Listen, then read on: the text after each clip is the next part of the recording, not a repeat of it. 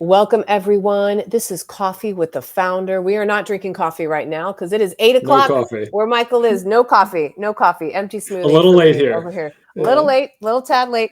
I'm Beck Bamberger. We do this podcast because we want to understand this crazy adventure that people proactively choose called doing a venture-backed startup, and why you do it, what's interesting about it, and what are the little crumbs and cookies that we could find about doing this that you don't hear anywhere else, because there's lots of blogs and lots of things you could read about, like how to raise venture, whatever. No, we don't want to do that here. We want to get more into the juicy stuff, the more emotional side, perhaps the more human side of doing crazy startups. So welcome, Michael.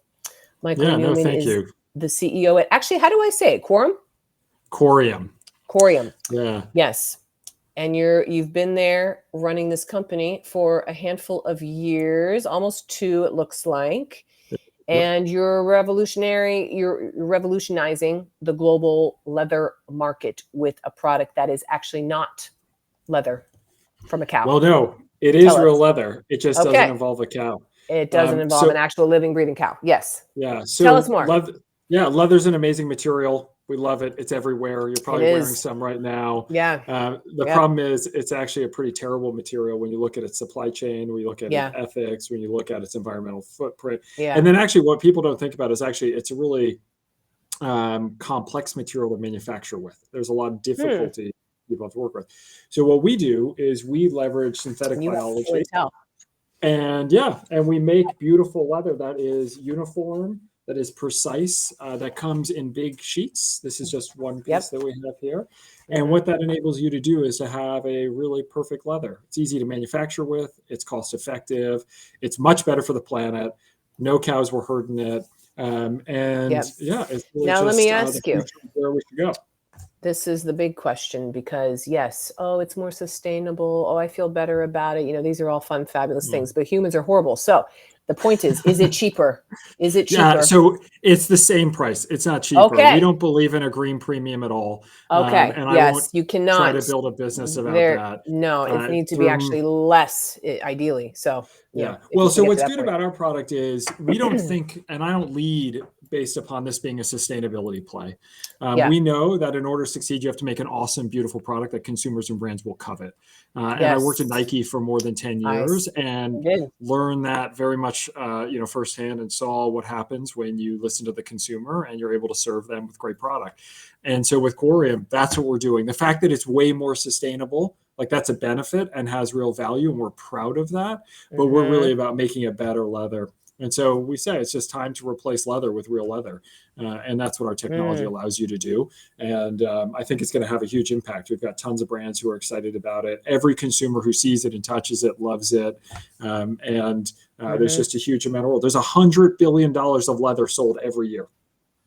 100 billion? 100 billion.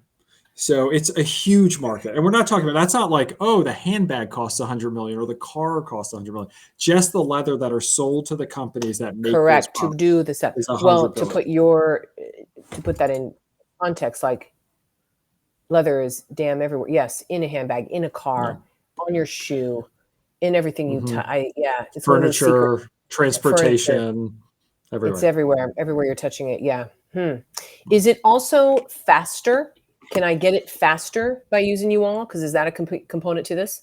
It's not a key piece of what we're kind of selling. It takes a cow through gestation to getting to the stage. It takes it almost 2 years to actually make the leather that you would use. Obviously, you have to then kill the cow and process the cow. Yes.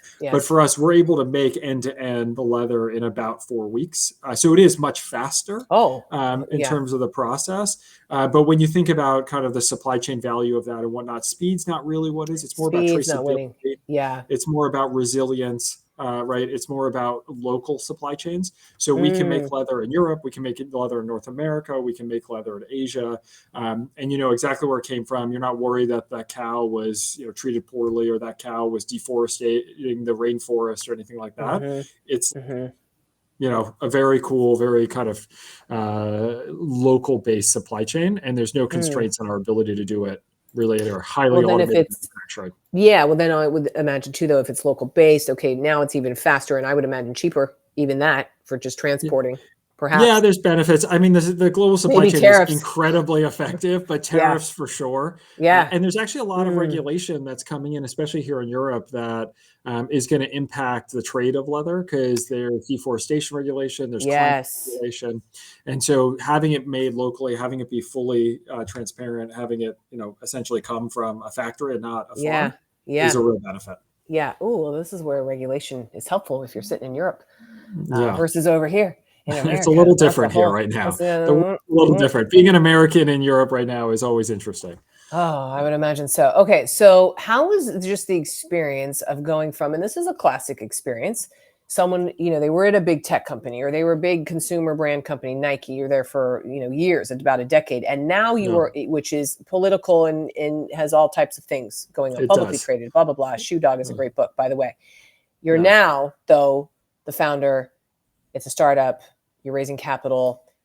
Is it a whiplash type of experience? Do you prefer this wild world of venture? Or are you like, I would just love to be back in corporate world, please, Lord? Like, I'll tell you, there's a fantasy about that for some that are like, I would just love to be at Meta, just like punching a, just. Yeah, no, luckily that's not me. Every other week or something, I'm like, oh yeah, at Nike, my HR team used to be bigger than like my entire company, and so you just forget the resources you have and like the benefit that has. I was like, oh, I used to spend more on offsites, right, than I do on like an incredibly important part of my budget. Yes. But I'm just, what am I all about? I really believe that, the world needs people doing hard things. And hard things, as we know, are hard. And that means real physical things that require us to like disrupt supply chains, invent new things, and roll up our sleeves and get dirty. And I was lucky to be able to do that at Nike, and it was an awesome platform for me. But you get to a level there that it becomes big and bureaucratic. And I love that company. I'm wearing it still, as you can see. But no, I have really come to the transition in a very excited and good way. And actually, I started my career as an entrepreneur. I started my career also doing a bunch of finance and investing work too. So I was kind of able to meld that background and just that desire to really have a hands-on experience that I can control and drive. And I just wanted to come to a place that personally that would kind of teach me as much as possible, throw me in the deep end in terms of, and, being able to have real impact. And so I went from leading a 400-person organization in Portland, Oregon, to living in the Netherlands, leading a 20-person venture-backed startup that's a biotech company. I mean, you kind of couldn't put that on more opposite ends of the spectrum. Yeah. And I have to say, it's been like my learning curve has been near vertical, and it's been incredibly rewarding and valuable, whether it be culturally, whether it be the technology, fundraising, everything. So no, I've been loving it. And I only kick myself like maybe one every 10 days. That's not a bad average. You kick yourself every 10 days because you're like, oh, but I could be back at Nike, just being like, oh, cool. Hey, you. No, you're just people. Like, sometimes there's things that are hard here, and it's like, oh, I wish I could, But no, I wouldn't trade it for the world. I'm super excited, and I think for the right people, like we frankly need more people who can take the skills from a big corporation, but then also adapt them in a way that works as a startup. And that's a hard thing to do, and I'm proud of what I've done with that. Quite. So let me ask you, do you feel experiences helped you in that realm? Because the prompting of that is, I think venture has changed a lot, where it's like, oh, let me find that 22-year-old that, dropped out of Stanford and like doesn't know anything, but will run into a wall because they're just so young and stupid in that like run through a wall type of thing, versus, oh, we call them seasoned, Michael, seasoned founder, they're over 40, they've lived some life. They've already exited. Our favorite at BAM is like, you've already exited once. This is the next level of something. You got 2 kids. Like, you're not ballistic with like running through the wall and just being a Mark Zuckerberg, this, like, I feel that we left that a little bit behind. So the point of that context or that question is, do you feel your experience is a wonderful advantage? Yeah. So we lionize the stories of the Zucks and the others of the world. But frankly, if you look at the data, if you look at the data, actually the most successful startups will not come from people who are north of 40 who have 20 years of experience. Exactly. And so I'm biased, obviously, because that's who I am now. Right? I'm 43. I mean, look at this gray hair. Yeah, I know. Look at you. But I do really appreciate the experience that I've had, because it makes me, I think, just way more able to solve problems in effective ways, bring experiences that I've had, leverage my network to go figure it out. And then frankly, like you really have to, startups are the long game. So to be calm and mature and to be able to roll with the high highs and the low lows in a way that you can just continue to every day make progress against what is like. And so I know I really appreciate that. And I did some startups when I was young, and that was awesome. And some was great, some was not so great. But no, I feel good about where I am right now, and I feel we're well prepared for it. Excellent. What's keeping you up at night then these days? Well, fundraising always keeps everybody up at night. It's a difficult market, but that's a very normal always thing. Be raising them. Yes. Always. I think that it's interesting as an American in Europe right now. Certainly, no matter also, how did you get there? Why are you there? I made the very smart decision of marrying a lovely woman from Belgium. There you go. Fantastic. That's so the why. Yeah, we met in the U.S. She was working in New York when I was in New York, and we actually went to business school together, which was great. Okay, great. And then we lived out on the West Coast and did that for a long time. But at a certain point, we had kind of a 9-year-old and a 7-year-old at the time, and the world is a big place, and we wanted to have just diverse experiences and take in everything that different places offer. And so we had a great time out on the West Coast, and it was time to get to Europe. And it's been a wonderful 2 years, but it's been a really interesting 2 years because obviously a lot's changed in America, a lot's changed in Europe. God. And what's maybe your 2 top like ahas from this? From the move? Yeah. So, because the company is also about 2 years. So not only did you start the company, but you I joined some existing technology that was together. So we then took it kind of to the next level, because this has been technology that's been in the works for a long time, but it was about commercializing it and taking it to the company. I think, for me over 2 years living in Europe, there's a lot of takeaways. I think the very common myths about like Europe being slow and not being as aggressive as the US and whatnot, like those are true, right? And frankly, on average, people do not work as hard here and kind of are committed. There's much more of a kind of, I love that you're saying this. Like, yes. So as a startup guy here, you're like, I want people who are going to like work their tushies off and get everything done. But actually, we can create a trade-off that, if done well, is actually great culture. And we have, 20 people, but we have 11 nationalities. Right. So we're super diverse from Brazil to India to the United States to Sweden, the Netherlands, Italy, Portugal, you name it. So that's what I've really come to learn here is how do you harness the best of all cultures to build something really, really great? And in the US, there's some wonderful things, right? In the Europe, so how do I bring them together is what I've been really focused on. So I'll tell you a quick funny story. My dad was born and raised in Sydney, Australia. Okay. After he graduated from university, he was working for a newspaper, and he basically said Australia's a really small place. And this is a long time ago. This is like back in the 60s, really far away from ever. Fair. But back then it was a really small place. Yes. And he was working for a newspaper called the Australian Financial Review. And he went to the editor and he said, hey, I'm leaving. I'm going to the US. I'm ready to do something bigger. And this editor, who is this Cambridge educated, very snooty kind of guy, he said to my dad, whose name is Harry, he said, Harry, that's great. You're going to fit in perfectly because America is where they substitute enthusiasm for intelligence. And I just think that's kind of true. It's kind of true. And I don't look down upon that, right? I don't either. Vibes work here. Look who's running the place. No doubt. I mean, I would take enthusiasm and energy and a great attitude over like extreme intelligence any day of the week. So for me, I'm like, how do I bring the American enthusiasm and attitude to solve problems to the good things that Europe has come, right? It's an amazing quote because it works like 70 years later, basically. I'm so happy you shared that. I have not heard that before, but it's so damn true. It is so damn true. Just vibes. I mean, America vibes.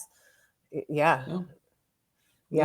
And it makes a huge, and now having experienced it very much, and when I was at Nike, I did work all over Asia, right? I did work in Europe at the time, but now having lived here, having lived there, having lived, born and raised in New York City, lived out on the West Coast, done finance work, done investment work, done startup work. Like, that. I am. There's nothing like that. I am. Enthusiasm. Which is why born on the island of Manhattan, so I'm a very proud New Yorker. Wow. Well, I'm glad you shared that distinction. Okay. So as you just declared, Michael, there is less work being done in Europe overall. Okay. That is a fact. It is true.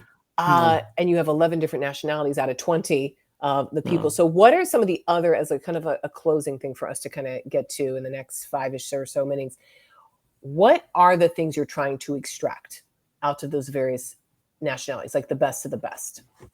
What do you think are those winning things? America enthusiasm.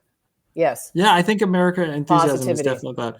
I mean, there is a extremely, especially with some of these European countries in our field, right, which is biotech, and we have PhDs, just incredibly cerebral, dedicated, thoughtful people. And so, when you balance that, that's really very valuable.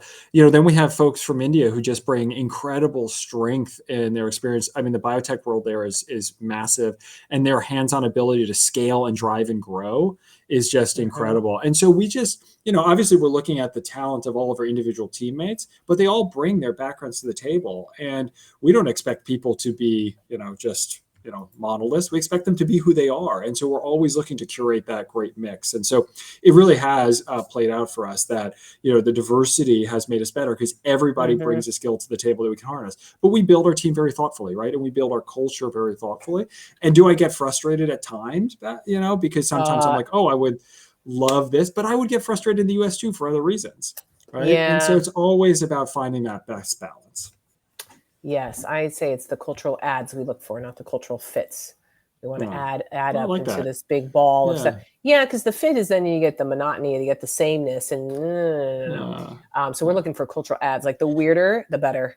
Like and culture should evolve as the company 100%. and our team evolves. And we're evolving as a company. We went from really being a research group at first, then we've turned it into a commercial enterprise, right? As we've started to scale and grow. But now we're going to have to go to a commercial scale, which is a whole different level. And the skills and the size of the company is going to grow massively. And so as you put those all together, you have to be very thoughtful. And so for me, in everything that I do, my whole framework is how do I create the conditions for success? And so as the CEO, my job is to build the conditions for success that are appropriate for the moment. And of course, like Wayne Gretzky said, you got to skate where the puck is going, right? So how am I always looking ahead to say what's next and building out next? So right now, as we're about to close our Series A and we're moving on to the next phase, we're going to start to industrialize that technology, right? How are we skating to where that puck is going, bringing in the right talent, making the right partnerships? And we work super globally. So I actually we have a lot of consultants who are American for us because they bring that enthusiasm, they bring that kind of approach. That's a great complement to what we have here. So we look at that not just with our team, we look at that with our whole kind of the universe. It takes a village, and we're building that village. What recently became clear for you, Michael, as an ending kind of thought? Oh, man. That's a really good question. I think what came clear for me really lately is maybe two things. Okay. One is we live in an attention economy. Yeah. This is why we're doing attention capital is what we're calling it, Michael, because attention is the winter. It really is more ever in the future, not access anymore. Like I kind of recognize that in the last, I don't know, call it 5, 10, years, but I've just really become recently very clear to me. And I think the second on for that is I'm a huge fan of kind of Kahneman and the whole thinking of like fast and slow. And I think in an attention economy, like human bias and like fast thinking becomes even more kind of prominent and more dominant. And so I think it's just really important, whether it be at work, whether it be in society, politics, whatever, economics, you name it. Like, I think we're just seeing how generally decisions are getting made and how, people are more likely to become pretty set in their ways once they kind of come up with a point of view, how information shares, how the media is becoming fractured, whatnot. And so I think it's just important for us to understand, like in attention economy, like what drives how people think and how decisions are made and how that's going to shape our society. And so that's become increasingly clear for me. I try to use it at work, obviously, but you think about the world that you're in and you think about where things are going. And I think you can see that especially in the United States right now, but it's not exclusive to the US. It's happening here in the Netherlands, all over Europe, etc. It is on thesis with my feeling of the analog revolution, the human to human revolution, the actual, like, how do I trust things? How do I know it's authentic? Are bots just talking to bots all day? Okay. Like there will be more of this. So attention, yes, is part of it, but then what is true and can I trust it? And who is actually producing that attention? Even more so. Fascinating. Yeah, absolutely. Yeah, I remember, a long time ago, I was actually sitting with a very good friend who's gone on to do very good things and interesting things in the world. And this was back in like 2000, long time ago. And we were having this debate about how the internet was going to make the world great because everybody would have access to information and everybody would be able to like see the truth and everything. It'd make us so smart. Guess what? Wow. Yeah. And I just remember that conversation so vividly. And now you look where we are, and it's not all bad at all, but there's pros and cons to everything. And I think in a world where like attention dominates and how the human psychology works and people make decisions, and then you see, just systems getting created around that and changes happening politically and economically and whatnot. And, the world's changing probably, in ways that we never would have anticipated. I mean, I'm here for it, Michael. What other choice do we have? No, and it's plenty interesting. Yeah, exactly. You might not. I'm just here with the popcorn, just my philosophical popcorn. You're helping to drive it. Don't be modest. We are. The PR folks are the invisible hands of all media and storytelling, for sure. Yes. Well, on that note, Michael Newton, thank you for being here today. CEO of, you say it, Qorium. Qorium. Sustainable, but we don't mention that. Great real leather, but not from a cow. That's exactly right. It was really nice talking to you. Lovely chat with you, Michael. Thanks for being on so late too over there. Oh, no. Appreciate it. Cheers.